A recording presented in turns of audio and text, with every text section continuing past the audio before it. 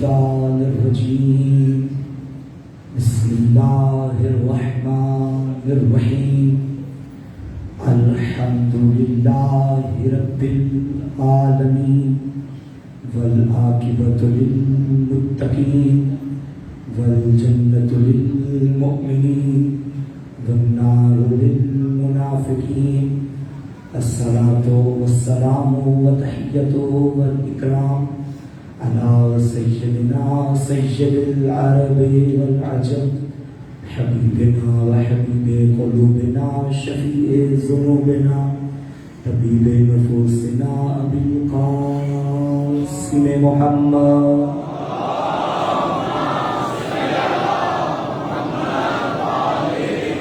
وآله الطيبين الطاهرين المعصومين المظلومين المنتخبين المنتجبين ولعنة الله على أعدائهم ومكسر فضائلهم ومنكر ولايتهم ومناقبهم وعزائهم ومصائبهم أجمعين أما بعد فقد قال الله تعالى في كتابه المجيد بسم الله الرحمن الرحيم أن هذا صراطي مستقيما فاتبعوه ولا تتبعوا السبل فتفرق بكم عن سبيله ذلكم وصاكم به لعلكم تتقون صلاة محمد وعلى محمد.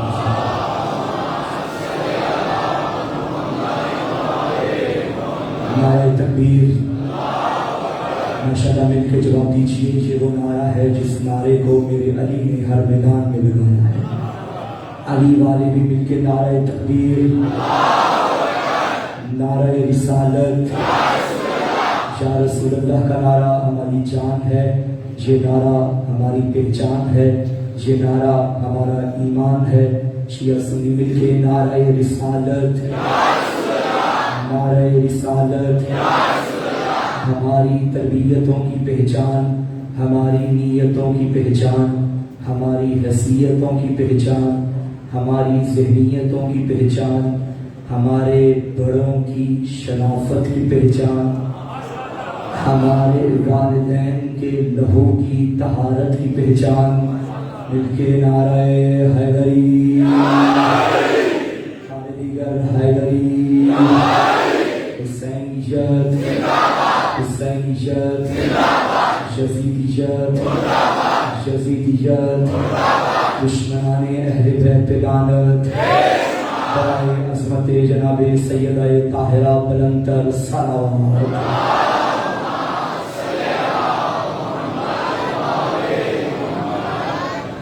تمام تعریفیں اس ذات کے لیے جس نے ہمارے وجود کو غدیر کے خمیر سے عشق امیر میں ڈالا ہے. اور درود و سلام اللہ کے ان چنے ہوئے بندوں پر کہ جن کے در پہ آنے کے لیے قوم نہیں دیکھی جاتی، مذہب نہیں دیکھا جاتا، مکتب نہیں دیکھا جاتا، رنگ و نسل کو نہیں دیکھا جاتا، بس یہ ضروری ہے کہ خاندان شریف ہو، کیونکہ بڑوں میں شرافت ہوگی تو نسلوں میں ولایت ہوگی. الحمدللہ ہم ایسے پاکیزہ گھرانے سے تعلق رکھتے ہیں کہ جو پاکیزہ گھرانہ یطہرکم تطہیرا کو مان کے پاکیزہ بنا ہے. انتہائی واجب الاحترام سامعین گرامی قدر، آپ جانتے ہیں آپ کے اذہان عالیہ میں ہمارا موضوع موجود ہے صراط خدا و زبان خدا. گزشتہ 2 مجالس سے قرآن کی آیات سے یہ ثابت ہو چکا ہے راستہ ایک ہے، چہرے 2 ہیں، ایک مصطفیٰ ہے، ایک مرتضیٰ ہے. قرآن کا حکم ہے فاتبعوہ، اس کی اتباع کرو. مصطفیٰ کی اتباع بھی واجب ہے اور نبی کے ساتھ نبی کے جانشین برحق خلیفہ بلا فصل علی ابن ابی طالب کی اتباع بھی واجب ہے. صلوات پڑھنا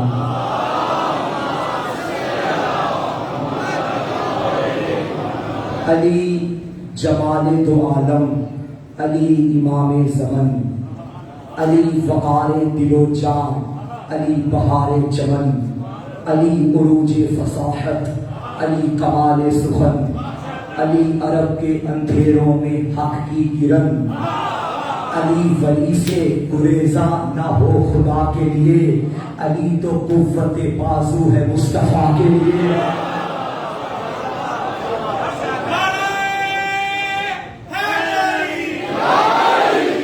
کل میں نے آیت حدیث پڑھی تھی، انت منی وانا منکا، تو مجھ سے ہے میں تجھ سے ہوں۔ جس کو نبی نے اپنے جیسا کہا، آہستہ سے جملہ کہہ دو، جو نبی جیسا ہے اس نے کبھی نہیں کہا کہ محمد مجھ جیسا ہے۔ نہیں میں اور آہستہ کر دیتا ہوں، جو نبی جیسا اس نے کبھی نہیں کہا کہ محمد مجھ جیسا، تو جو ایسا ویسا زندہ باد ہے۔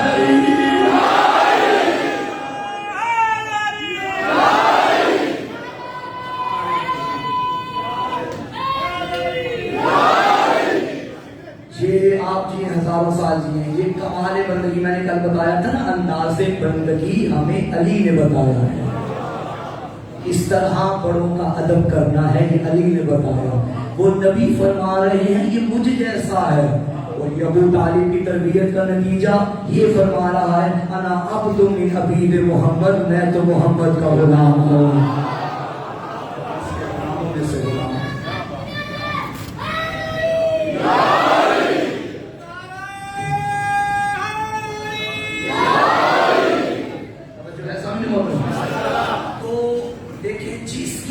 اتباع کرنی ہے، شرط ہے، مذہب کو ہٹائیے، عقل کہے گی کہ جس کی اتباع کی جائے وہ ہم سے افضل ہو۔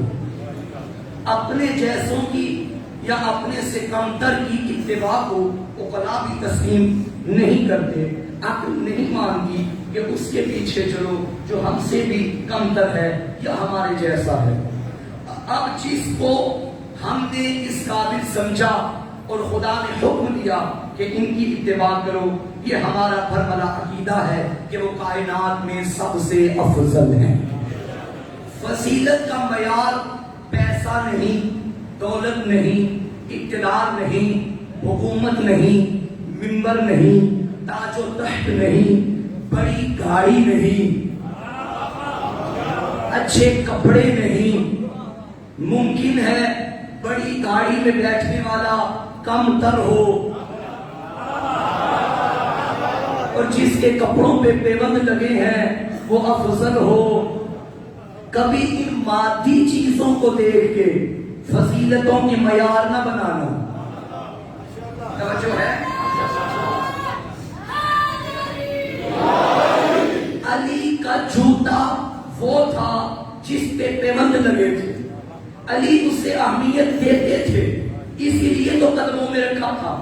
دنیا اہمیت نہیں دیتی تھی، اس لیے جب دنیا آئی نا علی کے در پہ خلافت کو قبول کرے۔ علی نے ابن عباس سے پوچھا، ابن عباس یہ بتاؤ کہ میرا پھٹا ہوا جوتا اس کی کیا قیمت ہے؟ پہلے تو اس نے علی کی معرفت پہ دیکھا، مولا چونکہ آپ کا جوتا ہے اس کی کیا قیمت بنے گی؟ فرمایا میری نظر سے نہ دیکھ، دنیاوی نظر سے دیکھ، کیونکہ دنیا اسے حقیر سمجھ رہی تھی۔ دنیا کیا جانے جو ان سے مس ہو جائے تو افضل ہوتا ہے۔ دنیا نے حقیر مانا تھا پھٹا ہوا جوتا، پرانا جوتا۔ جب دنیاوی نظر سے ابن عباس نے دیکھا، مولا جو ظاہری اس کی شکل ہے اسے تو بازار میں کوئی خریدے گا بھی نہیں، اس کی تو کم سے کم بھی قیمت لگائیں تو نہیں لگتی۔ علی نے فرمایا مجھے خلافت کا لالچ دیتے ہو، تمہاری خلافت علی کی نظر میں ٹوٹے ہوئے جوتے کے برابر ہی ہے۔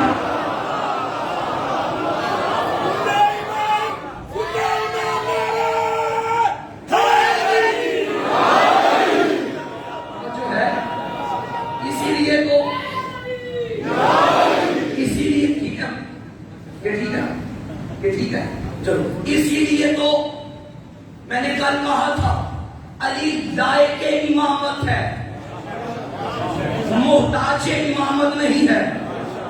خدا کا شکر ادا کیا کرو کہ اس نے ہمیں علی کے فضائل برداشت کرنے والا دل عطا کیا ہے۔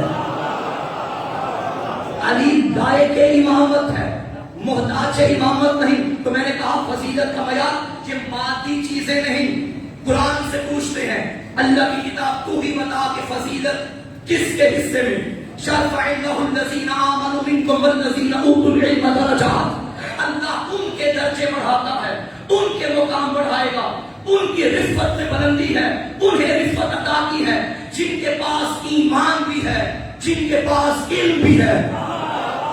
ایمان اور علم نشانی ہے، جس کے اندر یہ دونوں چیزیں ہوں گی وہ اللہ کی نگاہ میں افضل ہوگا۔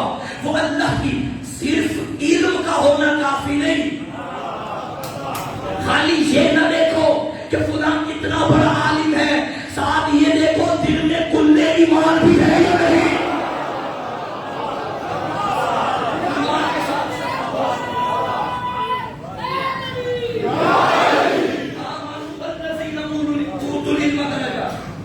ایک وہ کہ جن کے پاس ایمان ہے اور جن کے پاس علم کی دولت ہے، یہ دونوں ہوگی تو بحمدللہ ہم نے جس کو بلند عارفہ مانا وہ صرف ایمان نہیں رکھتا بلکہ ایمان والوں کا امیر ہے، وہ صرف علم نہیں رکھتا بلکہ مدینہ العلم کا بھی دروازہ ہے۔ یہی معیار ہے نا جب قرآن نے بتا دیا کہ فضیلت کا معیار علم ہے اور ایمان۔ ایک اور آیت پڑھتا ہوں، قل هل يستوي الذين يعلمون والذين لا يعلمون۔ خبردار ابھی دل سے پوچھ لیجئے کیا علم رکھنے والے اور علم نہ رکھنے والے برابر ہو سکتے ہیں؟ اس آیت سے بھی ثابت ہو گیا جو جاہل ہے وہ برابر نہیں اس کے جو عالم ہے۔ سوال کرنے والا افضل نہیں، جواب دینے والا افضل ہے۔ جس کے پاس علم نہ ہو وہ یہ قرآن کا فیصلہ، بھائی کوئی روایت نہیں، کوئی حدیث نہیں کہ کوئی کہے کہ یہ روایت من گھڑت ہے کہ حدیث ضعیف ہے، قرآن کی آیت ہے، جو اس میں شک کرے گا وہ شکی بنے گا۔ قرآن کی آیت میں کوئی شک نہیں، قرآن کا ایک ایک لفظ حکمت کا خزینہ ہے، علم کا مدینہ ہے۔ میرے ساتھ ساتھ چلے، ساتھ سفر کرے۔ قرآن نے کہا عالم اور جاہل برابر نہیں۔ اب یہ بحث ہی ختم ہو گئی کہ نبی کے بعد افضل کون ہے۔ چھوڑو بندوں کی لکھی ہوئی کتابیں، لاؤ اللہ کا کلام۔ اللہ نے بتا دیا کہ عالم جو ہے وہ افضل ہے، تو آؤ فیصلہ کرتے ہیں۔ تاریخ تم بھی لے کر آؤ، تاریخ ہم بھی لے کر آتے ہیں۔ اگر نبی کے بعد علی کے گھر کا کوئی بچہ بھی علم کا سوال لے کے کسی بڑے کے در پہ گیا ہو تو ہم انہیں افضل مان لیں گے، اور اگر بڑے بڑے علی کے بچوں کے در پہ آیا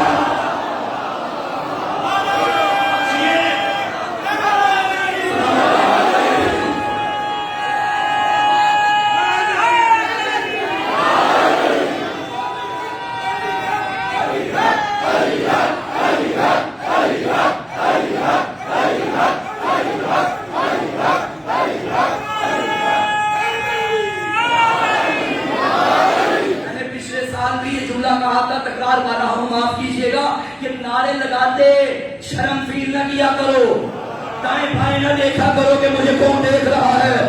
جگر کی طاقت سے یہ نعرے لگایا کرو، خون کی طہارت کی نشانی ہے یہ نعرے۔ جگر کی طاقت سے یہ نعرے لگایا کرو، خدا کی قسم، یہ جملہ میں نے چتوال میں بھی کہا تھا، یہاں بھی کہہ رہا ہوں، خدا کی قسم، خدا کی قسم، یہ وہ نعرہ ہے جو تمہیں زندگی کے کسی موڑ پہ شرمندہ نہیں ہونے دے گا۔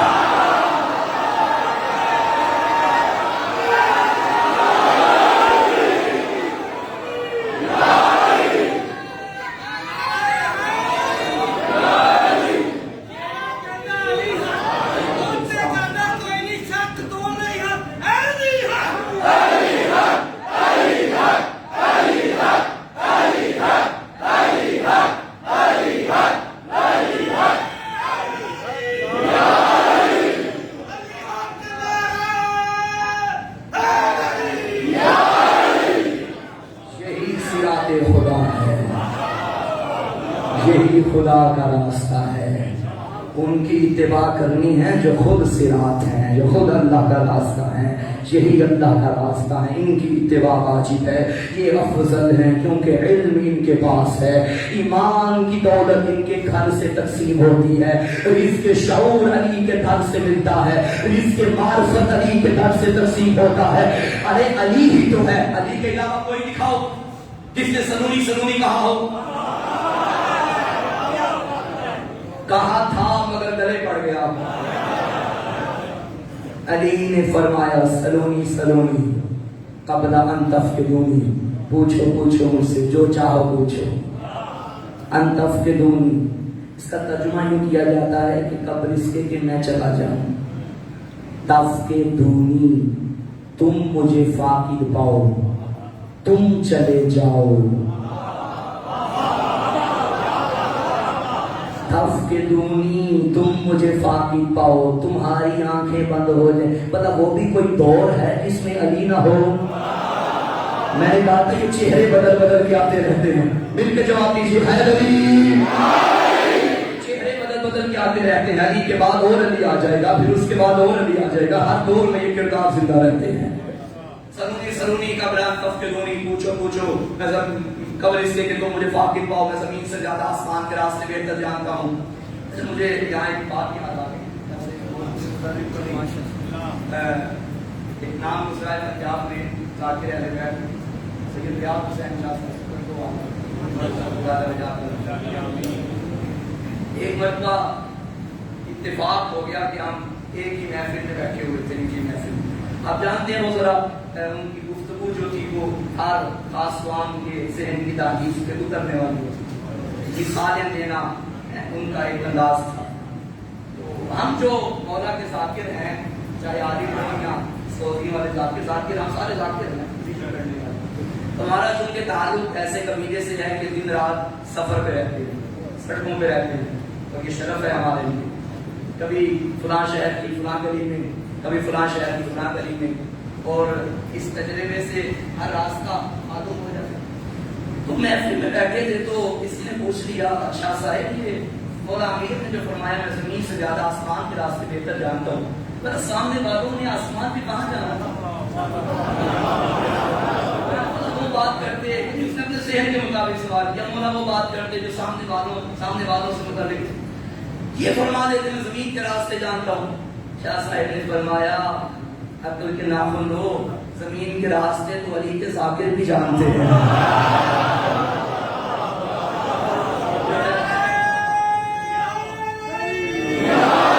سلام پڑھے محمد و آل محمد کی بات۔ خدا تمام امت ذاکرین و اخوان ماتمیان اسداران جو مومنین بھی اس ذکر کی خاطر گھر سے نکلے ہیں، مولا سب کے سفر بھی خطر سر۔ علی مولا فرماتے تھے لو سنیت رسالۃ فجلست علیہا لأفتيت أهل التوراة من توراتهم حتى ينطق التوراة فيقول صدق علي، لأفتيت أهل الزبور بزبورهم حتى ينطق الزبور فيقول صدق علي، لأفتيت أهل الإنجيل بإنجيلهم حتى ينطق الإنجيل فيقول صدق علي، لأفتيت أهل القرآن بقرآنهم حتى ينطق القرآن فيقول صدق علي۔ ابو طالب کا بیٹا علی فرمایا کرتا تھا اگر مسند قضاوت کو بچھایا جائے اوپر علی کو بٹھایا جائے، آئے زبور والے زبور سے پوچھیں میں زبور سے بتاؤں گا، انجیل والے انجیل سے پوچھیں میں انجیل سے بتاؤں گا، تورات والے تورات سے پوچھیں میں تورات سے بتاؤں گا، قرآن والے قرآن سے پوچھیں میں قرآن سے بتاؤں گا۔ اگر میری باتوں میں شکیک نہ آئے میں خاموش رہوں گا، کتابیں کہیں گی علی سچا ہے۔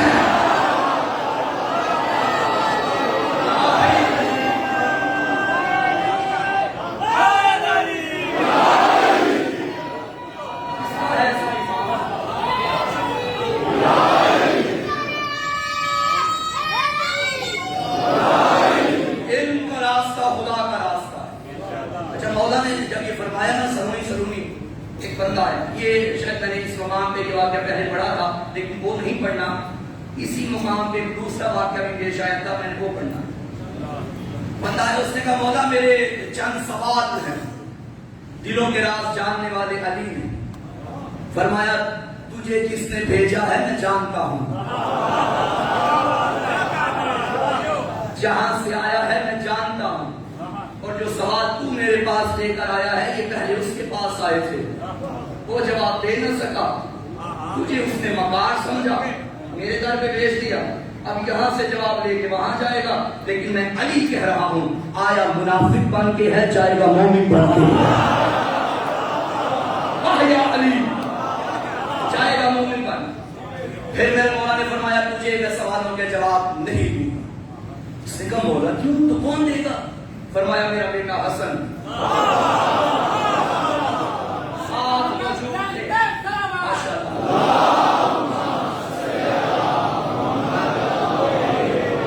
بچپن تھا میرے مولا کا، معذرت کے ساتھ معاف کیجیے گا لفظ بچپن جو میں نے بولا، میرے پاس لفظ الفاظ کی کمی ہے، ورنہ اس گھر کا بچپن بننا بھی بچپن ہے۔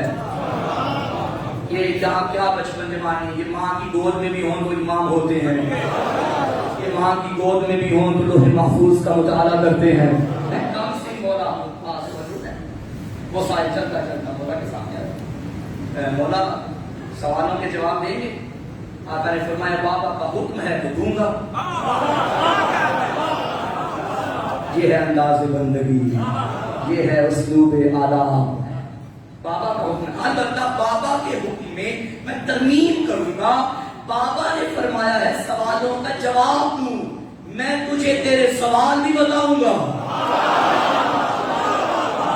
میں تجھے تیرے جواب بھی، اس پہ کب باہر ستاری ہو گئی، کب کبھی تاری ہوگی، سوال نہیں بولا، فرمایا اچھا اس کے آسانے کے لیے پوچھا، جی بتائیے سوال کیا ہے؟ پہلا سوال خواتین کے مسائل کے بارے میں تھا، مولا نے بتایا اور جواب بھی دیا۔ پھر مولا نے فرمایا تیرا دوسرا سوال یہ ہے کہ زمین اور آسمان کے درمیان فاصلہ کتنا ہے؟ تیرا تیسرا سوال ہے مشرق و مغرب کے درمیان فاصلہ کتنا ہے؟ تیرا چوتھا سوال ہے حق اور باطل کے درمیان فرق کتنا ہے؟ تیرا پانچواں سوال ہے کائنات میں کون سی ایسی 10 چیزیں ہیں جن میں سے ہر شے دوسری شے پہ غالب ہے؟ مولا نے فرمایا سن، زمین اور آسمان کے درمیان فاصلہ مظلوم کے دل سے نکلی ہوئی ایک آہ کا ہے، جہاں دل مظلوم سے نکلتی ہے وہاں عرش الہی پہ جا لگتی ہے۔ یہ یاد رکھیے گا، زندگی کے کسی موڑ پہ بھول کے بھی کسی پہ ظلم نہ کرنا، اللہ ظالموں کا نہیں مظلومین کا مددگار ہے۔ مظلوم کے دل سے بد دعا نکل گئی تو زندگی تباہ ہو جائے گی۔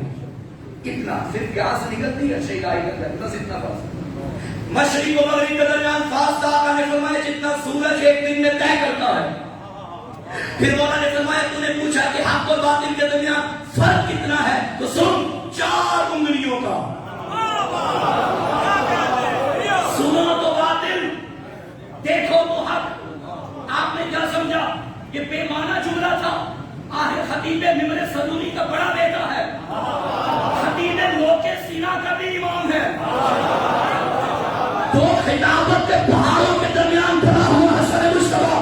مولا نے فرمایا 4 انگلیاں، سنو تو باطل، دیکھو تو حق۔ میں یہی سمجھا ہوں مولا بتانا یہ چاہتے ہیں جہاں سے تو آیا ہے وہ دین سنتا رہا، جہاں اب آیا ہے ہم وہی کو اترتا دیکھتے ہیں۔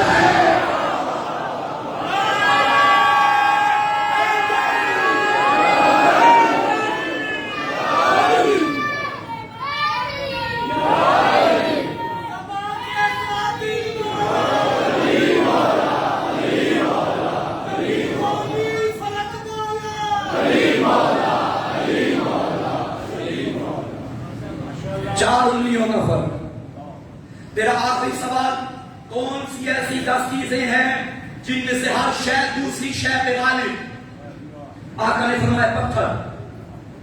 بولا پتھر پہ غالب کیا ہے؟ فرمایا لوہا جو پتھر کو بھی توڑ دیتا ہے۔ مولا لوہے پہ غالب کیا ہے؟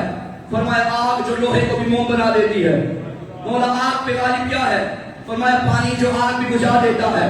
مولا پانی پہ غالب کیا ہے؟ فرمایا بادل جو پانی کو لے کے چلتے ہیں۔ پریشان ہو گئے؟ اچھا، پانی پہ غالب بادل جو پانی کو لے کے چلتے ہیں۔ مولا بادلوں پہ غالب کیا ہے؟ فرمایا ہوا جو بادلوں کو لے کے چلتی ہے۔ مولا ہواؤں پہ غالب کیا ہے؟ فرمایا وہ فرشتہ جسے ہوائیں چلانے پہ معمور کیا گیا ہے۔ مولا فرشتے پہ غالب کیا ہے؟ فرمایا ملک الموت جو اس فرشتے کو بھی نہیں چھوڑے گا۔ مولا ملک الموت پہ غالب کیا ہے؟ ہے. فرمایا موت جب ملکل موت کو بھی آ جائے گی. مولا موت پہ غالب کیا ہے؟ آقا نے فرمایا موت امر ہے، ہم اولی الامر ہیں.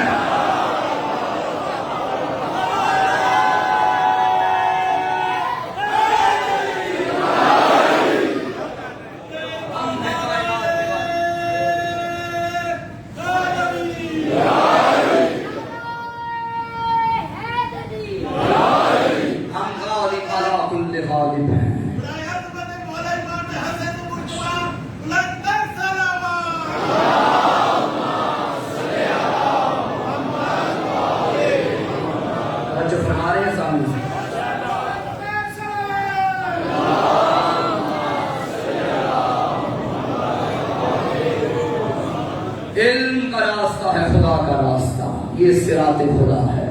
یہی تو وجہ ہے کہ مولا امیر نے فرمایا تھا رضینا بالقسمت الجبار، ہم اللہ کی اس تقسیم پہ راضی ہیں کہ اس نے ہمارے دشمن کو مال دیا ہے، ہمیں علم دیا ہے. علم پہ علی نے ناز کیا ہے. اچھا کچھ بندے اکٹھے ہو گئے کہ ہم علی کا امتحان لیتے ہیں. بچوں میری طرف توجہ کرو، میں آپ کو سنا سنیے سمجھیے کہ علی کا امتحان لیتے ہیں. سوال ایک کریں گے، جواب بھی یقیناً اس کا ایک ہوگا، پھر اس کی دلیل پوچھیں گے، لیکن ایک ایک کر کے جاؤ تاکہ علی کو پتہ نہ چلے. ایک ایک کر کے جاؤ. اور دلیل اگر علی نے ایک ہی دی اس کا معنی ہے کہ علی کا علم محدود ہے. لیکن اگر دلیلیں مختلف ہوئی تو مان لیں گے واقعی علی علی ہے. 10 بندے اکٹھے ہونے کا ایک ایک کر کے جو سوال سب نے یہ کرنا، منصوبہ بنا رہے ہیں. سوال سب نے یہ کرنا ہے کہ علم افضل ہے یا مال. پھر ہر بندہ اپنی اپنی دلیل پوچھے گا اور وہ دلیل بتانی نہیں کسی کو. دیکھتے جائیں آخر پہ آ کے بتائیے گا کسی کی دلیل میں تکرار ہے یا نہیں. ایک سائدہ ہے، اس نے کہا مولا میرا ایک سوال ہے. آقا نے فرمایا پوچھو. مولا علم افضل ہے یا مال؟ آقا نے فرمایا علم. مولا دلیل کیا ہے؟ فرمایا مال فرعون کی میراث ہے، علم نبیوں کی میراث ہے. وہ بندہ چلا گیا، ایک اور بندہ ہے. اس نے کہا مولا میرا ایک سوال ہے آپ سے. فرمایا پوچھو. بولا علم افضل ہے یا مال؟ آقا نے فرمایا علم. مولا دلیل کیا ہے؟ فرمایا جس کے پاس مال زیادہ اس کے دشمن زیادہ، جس کے پاس علم زیادہ اس کے دوست زیادہ. وہ چلا گیا، ایک اور بندہ ہے. اس نے کہا مولا علم افضل ہے یا مال؟ آقا نے فرمایا علم. مولا دلیل کیا ہے؟ فرمایا مال چوری ہو جاتا ہے، علم چوری نہیں ہوتا. وہ چلا گیا، ایک اور بندہ ہے. بولا علم افضل ہے یا مال؟ فرمایا علم. مولا دلیل کیا ہے؟ فرمایا مال جتنا خرچ کرو گے کم ہو جائے گا، مال جتنا خرچ کرو گے بڑھتا چلا جائے گا. وہ چلا گیا، ایک اور بندہ آیا. مولا علم افضل ہے یا مال؟ آقا نے فرمایا علم. مولا دلیل کیا ہے؟ فرمایا مال بے وفا ہے، علم وفادار ہے. وہ چلا گیا، ایک اور بندہ آیا. مولا علم افضل ہے یا مال؟ آقا نے فرمایا علم. مولا دلیل کیا ہے؟ فرمایا مال دنیا میں رہ جائے گا، علم قبر میں ساتھ جائے گا. وہ بندہ چلا گیا، ایک اور بندہ آیا. مولا علم افضل ہے یا مال؟ مولا نے فرمایا علم. مولا دلیل کیا ہے؟ آقا نے فرمایا مال کی تمہیں حفاظت کرنا پڑتی ہے، علم تمہاری خود حفاظت کرتا ہے. وہ بندہ چلا گیا، پھر ایک اور بندہ آیا. مولا علم افضل ہے یا مال؟ آقا نے فرمایا علم. مولا دلیل کیا ہے؟ فرمایا مال جتنا بڑھے گا بے چینی اتنی بڑھے گی، علم جتنا بڑھے گا سکون اتنا ملے گا. اب ایک بندہ آیا، علی نے کندھے پہ ہاتھ رکھ کے کہا میں علی ہوں. میں علی ہوں. تم قیامت تک آتے رہو، سوال کرتے رہو، میں ہر جواب میں یہی کہوں گا علم افضل، علم افضل، علم افضل. ہر سال کو نئی دلیل نہ دوں تو مجھے علی نہ کہنا.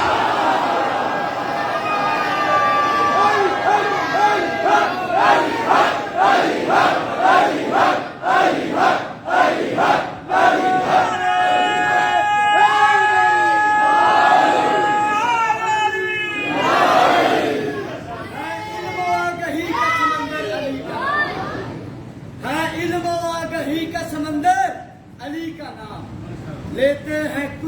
غوث و کلندر علی کا نام، فرد ادب سے میرے فرشتے بھی جھک گئے، میں نے لیا جو قبر کے اندر علی کا نام۔ جو ہے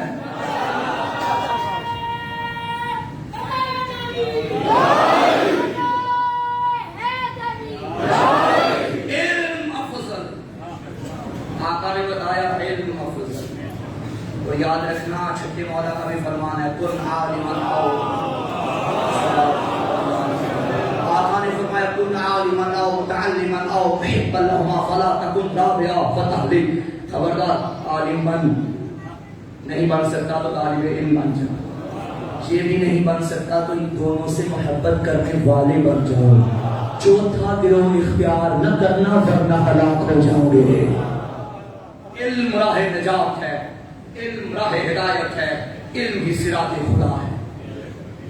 لیکن خدا تک جانے کے لیے، خدا کو پہچاننے کے لیے پہلے اپنی پہچان ہونا ضروری ہے۔ من عرف نفسه فقد عرف ربہ، جس نے اپنے نفس کو پہچان لیا اس نے اپنے رب کو پہچان لیا۔ اپنی پہچان جہالت سے نہیں ہوگی، علم سے ہوگی۔ اور یاد رکھیے گا معصوم کا فرمان ہے جہالت اتنا بڑا عیب ہے کہ اگر آپ جاہل کو بھی جاہل کہو تو برا مانے گا، اور علم اتنا بڑا کمال ہے جاہل کو عالم کہہ دو وہ بھی خوش ہو جائے گا۔ سبحان اللہ بھائی، ایسا ہے نا، کسی جاہل کو کہو جاہل آپ کو پھر کچھ کہے گا تو پھر کہنا وہ کہے گا تم جاہل ہوگا میں تو نہیں جاہل، یعنی جاہل بھی خود کو جاہل کہلانا پسند نہیں کرتا۔ اتنا بڑا عیب، علم نے انسان کو اشرف بنایا، علم نے انسان کو مسجود ملائکہ بنایا، اور جو علم نے انسان کو مسجود بنایا۔ جہالت دو طرح کی ہوتی ہے، جاہل دو طرح کی ہوتی ہے معاشرے میں، دو طرح، ایک ہوتا ہے جاہل بسیط، ایک ہوتا ہے جاہل مرکب۔ جاہل بسیط کی جہالت معیوب نہیں، وہ ہر انسان جاہل ہوتا ہے، مثلا بچہ دنیا میں ہے تو جاہل تھا اور ماں باپ کو پتا ہے کہ یہ جاہل ہے، اس جہالت کو ختم کرنے کے لیے انہوں نے بچے کو اسکول میں داخل کروا دیا۔ اب بچے نے خود فیل کیا اسکول میں پڑھ کے کہ میں ابھی بھی جاہل ہوں، پھر وہ کالج میں چلا گیا، پھر اس نے فیل کیا نہیں میں ابھی بھی جاہل ہوں، پھر یونیورسٹی میں چلا گیا، پھر اس نے سوچا نہیں چلو دنیاوی تعلیم میں تو میں کچھ پڑھ لکھ گیا، میں دین کے بارے میں جاہل ہوں، وہ عالم کی صحبت میں آ گیا، پھر اس نے سوچا نہیں ابھی بھی میری پیاس نہیں بجھی میں اور جاہل ہوں، پھر وہ کسی مدرسے میں داخلہ لے بیٹھا، اس نے کہا نہیں ابھی بھی جاہل ہوں، پھر وہ نجف اور قم انڈیا میں چلا گیا۔ جیسے جیسے جہالت کا احساس ہوگا ویسے ویسے علم کے پیچھے جائے گا۔ اسے کہتے ہیں جاہل بصیر، ایسا جاہل جو اپنی جہالت کا علم رکھتا ہے، جو اپنی جہالت کا عالم ہے، جو جانتا ہے کہ میں جاہل ہوں اور اس جہالت کو ختم کرنے کی بھی کوشش کرتا ہے۔ ایک وہ جاہل ہے اور یہ خطرناک جاہل ہے، اسے جاہل مرکب کہتے ہیں، وہ جاہل جو ہوتا جاہل ہے اور اپنی جہالت کو اپنا علم سمجھتا ہے۔ جب جاہل اپنی جہالت کو اپنا علم سمجھے گا تو پھر علم کے پیچھے نہیں جائے گا، بلکہ وہ علماء کو بھی غلط کہے گا، بلکہ وہ طلباء کو بھی غلط کہے گا، وہ کہے گا میں جو ہوں بس میں ہوں، جو میں نے کہا وہی حق ہے۔ یہی جاہل مرکب ہے اور یہی سب سے بڑا عیب ہے۔ بات پہنچ رہی ہے میری؟ تو جاہل بصیر اپنی جہالت کو محسوس کریں، علماء کے پاس آئیں، علماء بتائیں گے، اور علماء بھی علماء ہونے چاہیے۔ علی نے کمیل کا بازو پکڑا، مسجد کوفہ سے نکلے، صحرا کی جانب لے گئے اور ایک آہ بھر کے کہا کمیل۔ جب علی آہ بھرتے تھے علی کے صحابی سمجھ جاتے تھے علی کو کوئی تکلیف ہے، فرماتے تھے کمیل جتنا علم سینے کے اندر تھا کوئی لینے کے قابل نہیں۔ پھر مولا نے فرمایا کمیل یاد رکھنا تین قسم کے لوگ ہیں معاشرے میں، ایک ہے عالم ربانی، صرف عالم نہیں، عالم ربا، عالم ہونا کمال نہیں ہے، عالم ربانی ہونا کمال ہے۔ اس عالم کے علم کا کوئی فائدہ نہیں جو اپنے علم کو اپنے نفس کے پیچھے چلاتا ہے، وہ عالم کمال ہے کہ جو اپنے علم کو 14 کی اتباع میں چلاتا ہے، جو اپنے رب کی خوشنودی کے لیے چلاتا ہے۔ عالم ربانی۔ پھر مولا نے فرمایا دوسری قسم ان لوگوں کی ہے جو متعلم ہیں، جو علم کے متلاشی ہیں۔ اب علم کے متلاشی کا، طالب علم کا صرف یہ معنی نہیں کہ بیگ پہنا، یونیفارم پہنا، اسکول چلے گئے یہ اسٹوڈنٹ ہے، یا مدرسے میں داخلہ لے لیا یہ اسٹوڈنٹ ہے۔ نہیں، گھر سے آپ چلے ہو، مجلس اعضاء میں آئے ہو، جہالت لینے نہیں آئے، علم لینے آئے ہو، آپ بھی طالب علم ہو، آپ بھی طالب علم ہو۔ آپ موبائل میں کسی عالم کو سن رہے ہو، کسی نالج کے پیچھے کوئی تحقیق کر رہے ہو، آپ کا شمار بھی متعلمین میں ہو رہا ہے۔ عالم ربانی، دوسرا متعلم، تیسرا مولا نے فرمایا تیسرا لوگوں کا وہ پست ترین گروہ ہے جو نہ عالم ربانی ہے نہ متعلم ہے، بلکہ وہ نازک ٹہنی کی طرح ہے، جہاں کی ہوا چلتی ہے وہیں کو چل پڑتے ہیں۔ کیسے؟ میں مثال دیتا ہوں، مثلا ممبر میں بیٹھا اور میں نے کوئی ایسی بات کر دی جو قرآن کے حدیث کے خلاف ہے، سراسر مسلمات کے خلاف ہے، اور ایک بندہ ہے اور آگے سے واہ واہ واہ واہ واہ ماشاءاللہ ماشاءاللہ کیا بات ہے، کیا بات۔ جب وہ چلا گیا ایک اور بندہ ہے، اس نے وہ بات کی جو قرآن کہتا ہے، حدیث کہتی ہے، اور پہلے والے کے بالکل برعکس جملہ کہا۔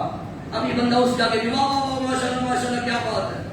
یہ وہ بیچارے لوگ ہیں، ہواؤں کے پیچھے چلنے والے، اس خشک ٹہنی کی طرح، ادھر کی ہوا چلی ادھر چل پڑے، ادھر کی ہوا چلی ادھر چل پڑے۔ بات پہنچ رہی ہے میری آپ؟ تو ایسی جہالت سے بچیے، خود کو مضبوط کیجیے۔ سلام پڑھے محمد والے محمد۔ صراط خدا محمد اور علی کا راستہ، یہ راستہ خدا کا راستہ، یہ راستہ علم کا راستہ، کبھی بھی اس راستے پہ نہیں چل سکتے جب تک علم نہ ہو۔ میں نے پچھلے سال ایک جملہ کہا تھا جو کہ موضوع سے ذرا ریلیٹ ہے، اس کی میں تکرار کر رہا ہوں، بعد میں اپنی بات کی طرف آتا ہوں کہ ہمارے نوجوان کالج جاتے ہیں، یونیورسٹی جاتے ہیں، اداروں میں جا کے پڑھتے ہیں، مگر جیسے جیسے تعلیم آ رہی ہے ویسے ویسے ادب احترام ختم ہوتا جا رہا ہے۔ ڈگریوں پہ ڈگریاں حاصل کر رہے ہیں مگر معلوم نہیں کہ باپ کے آگے بولنا کیسے ہے، ماں کے آگے بولنا کیسے ہے۔ کیا وجہ ہے؟ تعلیم تو تمہیں انسان بنانا چاہتی تھی، تم انسانیت سے گر گئے۔ کیوں؟ کیونکہ تم نے تعلیمات آل محمد کو نہیں سیکھا، تم نے قرآن کو نہیں پڑھا۔ قرآن نے کہا تھا یزکیہم ویعلمہم الکتاب، پہلے تزکیہ کرو پھر تعلیم حاصل کرو۔ اس تزکیے کو تربیت کہتے ہیں۔ جوانوں، وہ تعلیم تمہیں کوئی فائدہ نہیں دے گی جس تعلیم کے ساتھ تربیت نہیں ہو۔ تعلیم اور تربیت الگ چیز ہے، تعلیم الگ چیز ہے، دونوں کا ہونا ضروری ہے۔ اکثر آپ نوجوانوں سے پوچھیں تو صحیح کہ آپ پڑھتے ہیں، اتنا ماشاءاللہ پڑھ رہے ہیں، دن رات آپ نے ایک ہی ہے، کیوں پڑھتے ہیں، مقصد کیا ہے؟ کل میں نے معیار بندگی بتایا تھا، آج معیار تعلیم سنو۔ تمہاری پڑھائی کا، تعلیم کے حصول کا مقصد کیا ہے؟ چلو میں بھی سوال کرتا ہوں، کوئی مجھے جواب دے دے۔ کیوں پڑھتے ہیں بھیا؟ کیوں جاتے ہیں کالج میں؟ 80% سے زیادہ لوگ یہ جواب دیں گے مولانا 60,000 ہمارے ابا کی کمائی ہے، گھر کا گزارا نہیں ہوتا، پڑھیں گے نہیں تو کسی چھوٹی موٹی دکان کھول کے بیٹھ جائیں گے، ذرا ڈگری حاصل کر لیں تاکہ اچھی جاب مل جائے، اچھی نوکری مل جائے، کوئی 1.5 لاکھ 2 لاکھ 4 لاکھ 5 لاکھ میں گھر میں لے آؤں اور گھر کا گزارا چل جائے، نوکری ہو جائے، نوکری مل جائے، LLB کر رہا ہوں نوکری مل جائے۔ کتنا گھٹیا مقصد تم نے بنایا۔ پیسے کا تعلق تعلیم سے نہیں، یاد رکھنا میں نے ایسے لوگوں کو بھی دیکھا ہے جو زمینوں کے مربوں کے مالک ہیں مگر اسکول کا منہ بھی نہیں دیکھا، اور ایسے لوگوں کو بھی دیکھا ہے جو ڈگری پہ ڈگری حاصل کر رہے ہیں، آج رکشے چلا رہے ہیں، کیونکہ اس نے بھی تعلیم کا مقصد نوکری بنایا تھا۔ نوکری کے لیے نہ پڑھو، نوکری کے لیے پڑھو گے تو نوکر بنو گے۔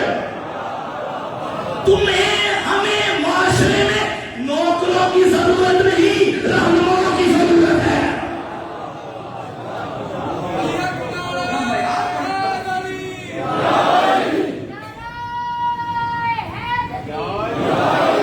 معیار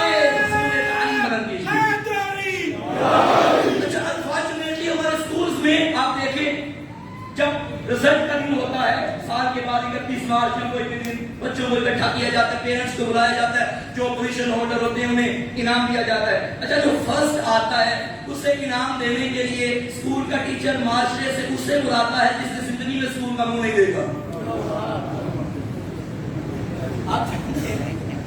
نہیں بھائی ایسے نہ کیجیے. تعلیم تعلیم تعلیم کا مقصد کے بنائیے میں نے معاشرے کو لے کے چلنا ہے، میں نے اس قوم کی قیادت کرنی ہے. اور یہی تو وجہ ہے ہم نے چونکہ نوکری بنایا تعلیم کا مقصد.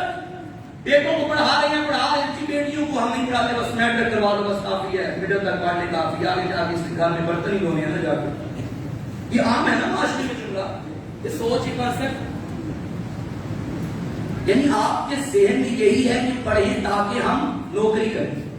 بیٹی کو چونکہ ہم نے نوکری کے لیے نکالا اس کو پڑھانے کا فائدہ کیا؟ بھائی نہ کیجیے ایسا. بیٹے کو بھی تعلیم و تربیت کی ضرورت ہے، بیٹی کو بھی تعلیم و تربیت کی ضرورت ہے، مگر فرق ہے مرد تعلیم حاصل کرے تو ایک فرد کی ہدایت ہے، عورت تعلیم حاصل کرے تو نسل ہدایت پہ چلتی ہے. بیٹیوں کو بھی پڑھائیے، اتنا محدود نہ کیجیے حصول تعلیم کے مقاصد کو. چونکہ ہم نے تعلیم کے مقصد کو نہیں سمجھا، ہم نے انسانیت کو نہیں سمجھا. مجھے معاف کرنا، بڑی کئی بات کرنے لگا ہوں، بڑی سخت بات کرنے لگا ہوں. آپ چلے جائیں جو اسکول کالج یونیورسٹی میں پڑھتے ہیں جوان، وہ میری تائید کریں گے شاید حضور کا حواب اس سے نہ واقف ہوں. سائیکالوجی پڑھنے والے اسٹوڈنٹس، علم نفسیات پڑھنے والے طلبا، ان میں اکثریت ان کی ہے جو الحاد کا شکار ہو گئے. آج شیعہ سے سنی بننا، سنی سے شیعہ بننا، یہ باتیں بات کی ہیں. لوگ ملحد ہو رہے ہیں.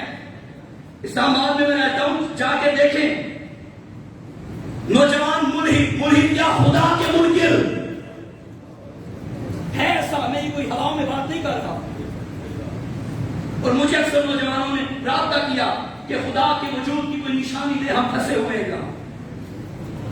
اگر کوئی ملحد نہیں بھی بنا پھر بھی اس کا مائنڈ متزلزل ہے کہ وہ کیسا ہے جو نظر ہی نہیں آ رہا.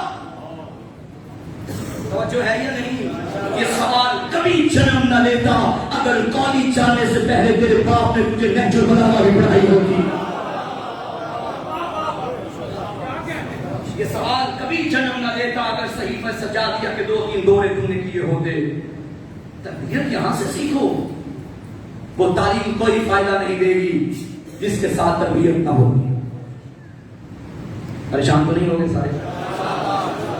یہ نوجوانوں پہ توجہ کرنے کی ضرورت ہے. سامنے گرامی خاجی بہت مشکل حالات ہیں اس وقت. میں ایک منت کروں گا، میں طالب علم ہوں، اس مکتب کا خادم ہوں. اگر کوئی اس محفل میں، اس مسجد میں، اس مجلس میں کوئی بیٹھا ہے یا اس ریکارڈنگ کے ذریعے جہاں تک میری آواز جائے، میری منت ہے خدا را اگر کوئی کسی بھی تعلیمی ادارے کا مسئول مدیر میری بات سن رہا ہے، خدا را اس قوم کے آسرے آپ پہ ہیں، اس قوم کی امیدیں آپ پہ ہیں، اس ملک کا فیوچر آپ پہ ہے. جہاں آپ اپنے اداروں میں تعلیمی ترقی کے لیے سوچ رہے ہیں وہاں اپنے طلبا کی تربیت کا بھی انتظام کریں. تربیت کا فقدان ہے بھائی. چلو 14 صدیاں پہلے جب حضور کو نبی نے مبعوث فرمایا تھا، کیا دور تھا بھائی؟ برائی عام تھی، شراب عام تھی، جہالت کا زمانہ. کیا آج شرابیں نہیں پی جا رہی؟ آج نشہ نہیں ہو رہا؟ اور بد سے بدتر یہ ہے نشہ کر رہے ہیں، گناہ کو بھی آج گناہ نہیں سمجھا جاتا. نشے کو کوئی گناہ نہیں سمجھا جاتا. اور میرا دل، میں کیسے یہ جملہ کہوں، ہمارے اداروں میں لڑکوں سے زیادہ لڑکیاں نشوں پہ لگی ہوئی ہیں. یہ حقیقت ہے بھائی، حقیقت ہے. یہ باتیں دن بھر سے ہونی چاہیے. اسے روکیے. گھروں کی تربیت ایسی کیجیے، گھروں میں تربیت ایسی کیجیے جو تب تھا وہی آج ہے. اس دور میں بد کردار عورتیں گھروں کی چھتوں پہ جھنڈے لہراتی تھی، بد کرداری کی طرف دعوت دیتی تھی. آج یہ نہیں ہو رہا. انداز بدل گیا ہے، کام وہی ہو رہا ہے. آج سوشل میڈیا کا دور ہے، سب کچھ آپ کے سامنے ہے بھائی. اسی دنیا میں رہتے ہیں، اسی معاشرے میں رہتے ہیں نوجوان. زندہ دفن کر دو. اچھا نہیں سمجھا جاتا تھا، باپ زندہ دفن کر دیتا تھا، مائیں چھپا چھپا کے رکھی تھی. وہاں تو باپ بیٹی کو غلط سمجھتا تھا، اور یہاں ماں بھی غلط سمجھتی ہے. بھائی ایک گھر میں بیٹی پہ بیٹی، بیٹی پہ بیٹی، بیٹی پہ بیٹی آ رہی ہے، چوتھی بیٹی ہوگی سسرال والے بہو کے خلاف ہو جائیں گے. بیٹی بیٹے کا خالی یہ نہیں، وہ ہے، وہ چاہے جس کو بیٹے دے.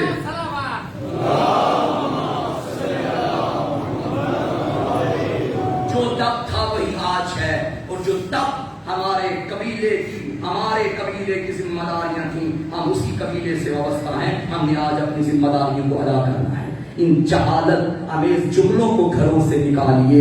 ایک جملہ عرض کروں آخری آپ کی خدمت میں، آپ کی سماعتوں کی نظر کروں. یہ جو دور چل رہا ہے، معصوم فرماتے ہیں اپنے بچوں کی تربیت اپنے دور کے بچوں کے دور کے مطابق. یہ جو دور چل رہا ہے نا، میں والدین سے گزارش کرتا ہوں اس دور میں بچوں پہ اعتماد کرنا سیکھیں. بچوں کو پورا اعتماد کرنا. ہر وقت بچے پہ سختی کریں گے نا، نماز پڑھو نماز پڑھو نماز پڑھو، ذرا آپ ہٹو گے وہ نماز چھوڑ دینا. گھر کا ماحول ایسا بنا، بچہ آنکھ کھولے اسے ماں بھی نمازی نظر آئے، باپ بھی نمازی نظر آئے، اس کی جرأت نہیں کہ مصلی سے کبھی جدا ہو. اس کی تربیت ایسی ہو. اعتماد میں کرتا ہوں. تعلیم کے لیے بچوں کو بھیجے باہر، کوئی رکاوٹ نہیں. اعلیٰ تعلیم کے لیے بھیجے باہر، ملکوں میں شہروں میں بھیجے، مگر بچوں پہ اعتماد کرنے سے پہلے بچوں کی تربیت ایسی کریں کہ وہ اعتماد کبھی نہ توڑے. توجہ ہے، تربیت کی ضرورت ہے. یہ فقران ہے تربیت کا، ہمارے گھروں میں بھی، ہمارے تعلیمی اداروں میں بھی. علم کے راستے میں چلنا ہے، اہل بیت کے راستے میں آئیے. خدا کی قسم اس سے بڑا کوئی دروازہ نہیں ہے جو تمہیں تعلیم بھی دے گا، جو تمہیں تربیت بھی دے گا. نوجوان شکار ہیں، مسائل کا شکار ہیں، انہیں کہیں سے جواب نہیں مل رہا. اور نوجوانوں اٹھاؤ نہج البلاغہ. جوانوں اگر توحید کی سمجھ نہیں آ رہی نا، مولا صادق علیہ السلام کا ایک صحابی تھا جس کا نام مفصل تھا. اس نے ایک سوال کیا مولا پہ توحید کے بارے میں، مولا نے سارے جواب دیے. وہ کتاب آج موجود ہے، اردو میں بھی ہے. اس کتاب کا نام ہے کتاب مفصل. جا کر دیکھو اور آئینہ سے پوچھو کہ خدا کیا ہے. اس دروازے کے علاوہ اور تمہیں کوئی نہیں بتائے. یہی صراط خدا ہے. اسی خدا کی توحید کو تو بچانے کے لیے زینب مدینے سے چلی تھی. آسان کام ہے وطن چھوڑنا. ماں دنیا سے چلی گئی نا، علی سے فرماتی تھی بابا مجھے ماں کی قبر پہ لے جا. غیرت مند باپ تھا. زینب ابھی دن کی روشنی ہے، رات ہونے دے دے. جب رات ہوتی پھر کہتی، پھر علی فرماتے زینب ابھی چاندنی راتیں ہیں، یہ راتیں ختم ہونے دے. جب چاندنی راتیں ختم ہو جاتی، اب جب علی دے کے نکلتے، زینب گھر سے باہر بعد میں آتی. علی مدینے کی گلیوں کے چراغ پہلے بجھاتے تھے. لوگوں میری زینب گھر سے باہر. علامہ اختر عباس نجفی مرحوم قبلہ پڑھا کرتے تھے، ان کا جملہ ہے خدا درجات بلند فرمائے. وہ فرماتے تھے 28 رجب کی رات مدینے سے علی کی بیٹیوں کے محمل نہیں نکلے، شریف زادیوں کے جنازے نکلے تھے. ایک راوی روایت کرتا ہے میں رات کو مدینے کی گلیوں میں تھا، میں نے ایک عجب منظر دیکھا. محلہ بنی ہاشم میں چند عماریوں کو لایا گیا، اوپر کالے دوپٹے تھے، کالے پردے تھے. آل محمد کے گھر سے ایک ایک بیوی باہر آ رہی تھی. ہجوم میں نہیں آئی نبی کی بیٹیاں، انہوں نے کبھی ہجوم دیکھا ہی نہیں تھا. پہلے ایک بیوی آئی، اکیلی نہیں آئی، اس کے ساتھ 18 سال کا قریب جوان تھا. پھر ایک بیوی آئی، وہ بھی تنہا نہیں آئی عزادارو، اس کے ساتھ 13 سال کا دوخیز جوان تھا. پھر ایک آئی، میری بہنیں مائیں بیٹھی ہیں پردے میں دعا کر دینا. اس بیوی کے ساتھ جوان نہیں تھا، 18 دنوں کا بچہ تھا. میرا سلام مادر علی اصغر پہ. جب مدینے سے چلی تو شہزادے لے کے چلی تھی. ایک 4 سال کی سکینہ, ایک 18 دنوں کا بچہ. بی بی جب تم مدینے میں پلٹ کے آئی تو کیسے آئی ہوگی؟ ایک کربلا میں سے گیا, ایک شام میں. آج رکھو مر اللہ. راوی کہتے بیویاں آتی گئی, جوان آتے گئے. اللہ جانے آخر میں کون سی بیوی تھی میں پہچان نہ سکا. اس نے گھر سے باہر جیسے ہی پہلا قدم رکھا کنیزوں نے جھرمٹ بنا لیا. ایک جوان غیرت مند مدینے کی گلیوں میں آیا, آسمان کو دیکھ کے کہتا تھا نہیں جاؤ اور شیعہ پردہ کر لو, آج زینب باہر آ گئی. ازادارو راوی کہتے ہیں محمد کے قریب آ گئی علی کی بیٹی. اللہ جانے کتنے بڑے بادشاہ کی شہزادی بیٹی تھی. ایسی سواری کا انتظار, شبیر سے کرسی چھوٹ گئی. حسین آگے بڑھے, اپنا زانو رکھا. زینب کبریٰ نے پہلا قدم رکھا, عباس نے دوسرا زانو رکھا, بنت علی نے دوسرا قدم رکھا. ہو گئی سوار محمد بن علی کی بیٹی. اور سارے مل کے کہے اے بنت علی یہ تیری امیری کے دن تھے. بی بی یہ تیرا اپنا شہر تھا, بی بی تیرا اپنا محلہ تھا, رات کا اندھیرا تھا. تجھے سوار کرانے کہیں سے اکبر آیا, کہیں سے غازی ہائے 11 محرم کتنی قریب ہو گئی. بے پناہ اونٹوں پہ لاشوں کے درمیان کھڑی, کبھی دریا کو دیکھی, کبھی مقتل کو دیکھ. آج رقم اللہ خدا کری ہم نہ دے سوائے ہمیں آل محمد کے. بڑا پیار ہے زینب کے پردے سے. اور میری غیرت مند ماں بہنوں, اس حجاب کی حفاظت کرنا. زینب اپنے لٹا کے تمہارے بچا گئی. یہ قافلہ مدینے سے چل پڑا, میں نے آرام سے پڑھ دیا, آپ نے آرام سے سن لیا. مجھے نہیں معلوم کیسے چلا, حسین کتنا تڑپے, لیکن وہ ماں بڑی تڑپی جو جنت البقیع کی ٹوٹی ہوئی قبر میں رہتی. اس نے تو کہا ہوگا حسین تو جا, میں تیرے پیچھے آؤں گی, اے میں مقتل میں آؤں گی, میں شام غریبوں میں. یا سیدہ بی بی ہمارا بھروسہ قبول کرنا, بی بی ازاداروں کے آنسو قبول کرنا. ازاداروں یہ گیا, خدا کے گھر بھی پہنچ گیا رہے تھے. حسین حج کو توڑ کے جا رہا تھا. ازاداروں آج 3 محرم کا دن گزر گیا, ایک دن ہو گیا ہے زینب جنگلوں میں آ گئی ہے, زینب پردیس میں آ گئی ہے. 2 محرم کو یہ قافلہ چلتا چلتا عرض نینوا پہ رک گیا. حسین کا گھوڑا تیری وفا پہ قربان جاؤں. راہوارے حسین کے قدم نہیں اٹھ رہے تھے, حسین کی آنکھوں میں آنسو آ گئے. عباس جانتے ہو اس زمین سے جو نبی بھی گزرا ہوتا ہوا گزرا, اس زمین پہ کسی صابر کی ہمت نہیں ہوئی, اسے میں بساؤں گا. عباس ذرا کوئی قریب ہے تو بلا. ایک سفید ریش والا بزرگ نظر آیا, حسین نے بلایا, فرمایا ایوہ الشیخ اے ضعیف مجھے بتا اس زمین کا نام کیا ہے. کہنے لگا اس زمین کو مالیہ کہتے ہیں. امام نے پوچھا کوئی اور نام ہے؟ کہتے ہیں اس زمین کو نینوا کہتے ہیں. پھر پوچھا کوئی اور نام ہے؟ جب سوال کرتے گئے اس ضعیف نے آنکھیں کھولی, ارے تم ابالنے والی زہرا کا بیٹا. امام نے فرمایا محمد کا نواسا. ضعیف ماتم کر کے کہتے حسین یہ کربلا, حسین مقتل آ گیا. اجرکم اللہ. ازادارو ابھی باتیں ہو رہی تھی, محمل کا پردہ اٹھا, شریک کا फतेहतुल हुसैन की आवाज आई, भैया जरा मेरे करीब आ। ज़ैनब के करीब आए, जी मेरी बहना। भैया ये कौन सी जगह है, यहाँ की खाक से मुझे तेरे लहू की खुशबू आ रही है। इमाम ने फरमाया, ज़ैनब ये मेरा मक्तल आ गया, ज़ैनब ये करबल अकबर का मक्तल आ गया, ज़ैनब ये गाजी का मक्तल आ गया।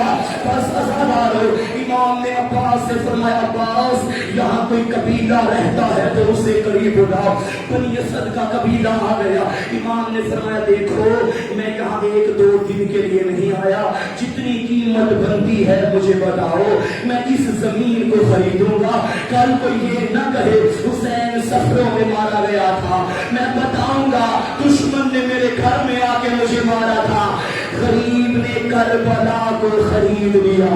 मैं एक जुमला कहूंगा, लोग बेटों को बसाने के लिए जमीनें खरीदते हैं, गरीब ने दफनाने के लिए जमीनें। इतना गरीब हो गया, अली अकबर के नाम जगीर कर, ओ बनी असद के मर्दों, देखो मैं एक दिन के लिए नहीं आया, अब मैं कयामत तक यही रहूंगा। यही मेरा मकतल है, यही मेरा मस्कन है। और याद रखना, अब कयामत तक दूर दूर से मेरी कब्र के ज़ायर आएंगे। ख्याल करना, कोई मेरे चेहनों के दिनों में आ जाए, वो यहाँ से प्यासा न जाए, यहाँ से भूखा न जाए। अगर कोई चेहनों का सवाल बैठा है, मुझे बताओ, जब नजर से करबला जाते हो, बनी असद के छोटे छोटे बच्चे खाने लेके तेरे आगे आते हैं, ओ गुरबत शबीर। इमाम ने फरमाया, देखो उनका ख्याल करना, उनकी खिदमत में कोई कमी ना आए। अब मेरे मौला ने फरमाया, 8 दिनों के बाद हम यहाँ मारे जाएंगे। अगर तुम देखो कि हमारे लाशें बेकफन पड़े हुए हैं, अगर हो सके हमारे लाशों को दफन कर देगा। फिर फरमाया, जाओ अपनी खवातीन को भेजो, अल्लाह करे कोई इतना भी गरीब न हो जाए। और कहा जन्नत की सरनारियां, और कहीं औरतों से मिन्नतें कर रहा था, और बनी असद की औरतों, देखो मैं ज़ैनब का भाई हूँ, मैं फातिमा का बेटा हूँ। अगर तुम्हारे मर्द हमें दफन न कर सके तो फुरात से पानी भरने के बहाने आ जाना, हम पे मट्टी ढाल के चले जाना। सुनोगे आगे क्या फरमाया, जाओ अपने छोटे छोटे बच्चों को भेजो। इमाम ने बच्चों को बुलाया, इधर से कासिम को बुलाया, इधर से अली अकबर को बुलाया, और फरमाया, बच्चों मैं अकबर का बाबा हूँ, मैं कासिम का चचा हूँ, मेरा एक बेटा माँ की झोली में है। अगर तुम्हारे मन में दफन न कर सके, तुम खेलने के बहाने आना, मट्टियाँ डाल देना, तुम्हारा खेल भी हो जाएगा और मेरी लाश दफन भी हो जाएगी। इन्ना लिल्लाहि व इन्ना इलैहि राजिऊन। मातमे हुसैन